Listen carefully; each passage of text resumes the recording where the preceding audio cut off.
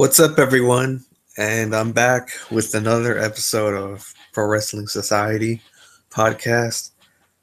Today, I'm going to be talking to you about Chyna's porn career. I thought it was really stupid how people online said something about how she shouldn't have done that, and some just some really dumb criticisms about it, and uh, how talking about how it wasn't good for the kids or something or something like that. She wasn't being a positive role model. That was just so dumb, honestly. Uh, okay, first of all, the Attitude Era was geared towards adults, pretty much, and with all the cussing, all the sex, and the violence and whatnot. So I failed to see how that argument makes any sense. Especially since uh, Chyna was never supposed to be geared towards the kids. Um, so, and secondly, um, it's she's got to make her money too. So I support her 100%. Uh, when it came to porn or whatever, um, I mean, I enjoyed it.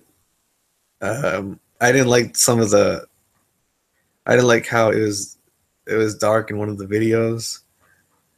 Um, and there's like noise but that's pretty much the only flaw. Um, Other than that, it was pretty good. Um, so I don't think the hate towards her in regards to that is uh is valid. Matter of fact, I think I think it's pretty sexist, honestly. Um, I mean, she's the type of woman to have been hated on just because she was buff and not this stereotypical uh, submissive, skinny female that people seem to expect women to be. That's for another discussion. But yeah, I thought that I didn't see anything wrong with her doing porn. Um, so yeah, pretty much all I had to say on that subject. Uh, Now I'm gonna get into why I think the Ruthless Aggression era may have been the best WWE WWF era. Uh, because like here's why. Um, Compared to other eras, especially the Attitude Era, the Ruthless Aggression era focused straight on solid wrestling. There was none of this sex scenes or whatever the heck, and none of this you know over the top cursing or these ridiculous segments.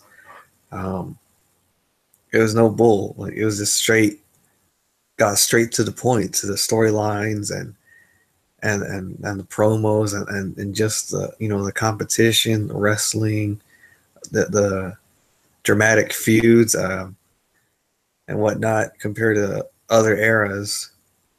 Um, and while still keeping the blood and stuff, um, to a certain degree. Um, I thought the golden era was another good one, but still didn't have blood. And I know some people will say, um, "Oh, you don't need blood to have a good wrestling product," but you got to admit that the blood does enhance it a bit. It's not the main. It should never be the main focus, but blood does intensify the art, whether you like it or not. It's just as long as it's done right and it's not over the top, it makes it look more legit. Like, um, as far as the wrestlers go, I think that the ruthless aggression era had some of it highlighted some of the wrestlers' best works, like I think the Undertaker's run during that time period was the best, um, personally, because he put up some of his best matches against Shawn Michaels, Triple H, I think, uh, and Great Khali, and a whole bunch of other people.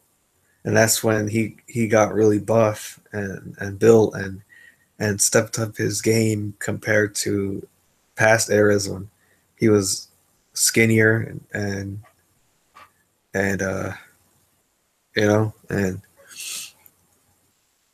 um then you have guys like Eddie Guerrero, Rey Mysterio, Chris Benoit, um Rikishi, Stone Cold. Even though they were Attitude Era guys, they still made an appearance every now and then in the Ruthless Aggression era. But you still had a lot of guys who were young and hungry for competition in the Ruthless Aggression era, like other guys you had like the Edge. Um, can't think of any more, but you get the picture. You had a lot of guys that were very very talented and uh and a lot of them, like, them from I think I'm pretty sure a lot of people know them from the Ruthless Aggression era.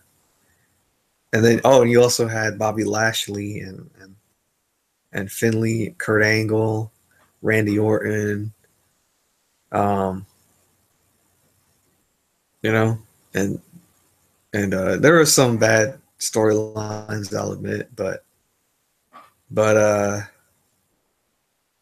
but overall, it was pretty solid,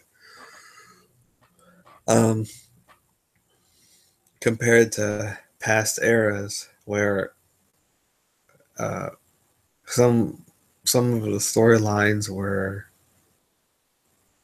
um, like, especially in the Attitude Era, they just didn't really mesh well with the overall storyline or product overall, pretty much. So, um, also another thing I wanted to add was how the music was also one thing that got me into the ruthless aggression era.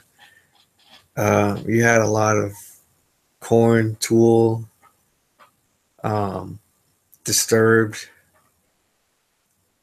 I think, can't remember, but you had a lot of artists in that era, like the themes and stuff that you didn't really, uh, you didn't it wasn't emphasized as much in past um, eras. At least to me, it wasn't. I mean, the wrestlers that I saw, they didn't have the themes that were present, in the actual uh, ruthless aggression era. Um,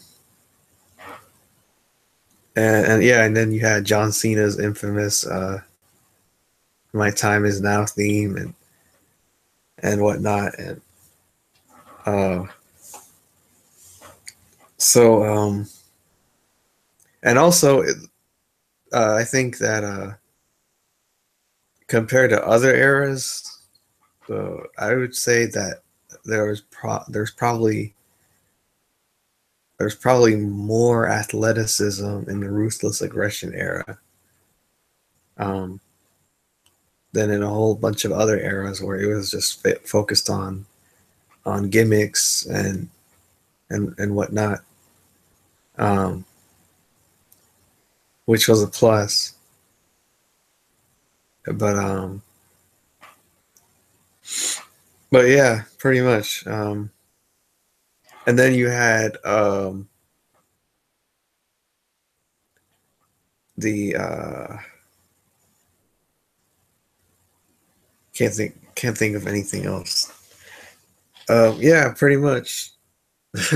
That's pretty much why I think the ruthless aggression era is is probably the best um, era of the WWE, mainly for those reasons. Um, um, because it was pretty much focused on wrestling and not on other stuff that just didn't fit well. So let me go and know what you guys think in the comments below. Which era do you think was the best, and what do you think about Chyna's porn career? Let me like and subscribe to my channel, and peace out.